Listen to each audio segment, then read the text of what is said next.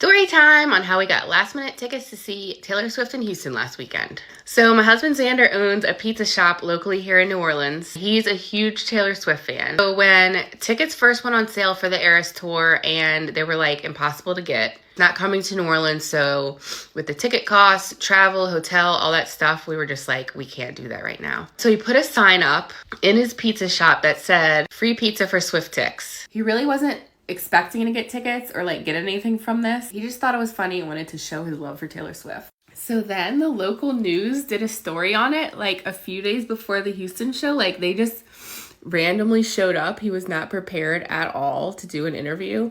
So many other networks ended up picking up the story, and he was offered like a few single tickets, but he didn't want to go by himself. So he was like waiting to get 2 tickets so I could go with him. But then like 3 days before the show, somebody called saying that they had like bought tickets, but they didn't really like the seats. So they ended up getting different tickets. And we were like, this can't be happening. So then like finally the transfer was official. Like we didn't want to make any plans before we like for sure knew we were getting them. So then we had to figure out who was watching our 4-year-old, know where we were going to stay. Like I had no idea what I was going to wear. Luckily, my sister has a vintage shop in New Orleans and she was going sourcing. So I was like, you have to find me something shiny while you're out shopping today.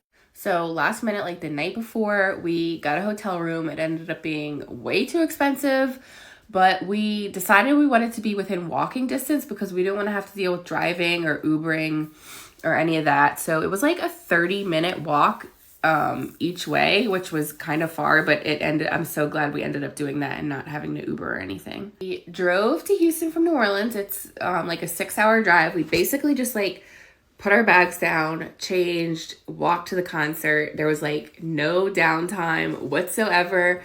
Went to the show, drove back the next day. So it was like quite intense, but it was so amazing. So the story has kind of gone viral. It's been very funny. Like Food and Wine did a story on it. The local news like did a Zoom call with him yesterday. He was like, this is not how I expect it to be featured in Food and Wine magazine, but okay, this is cool.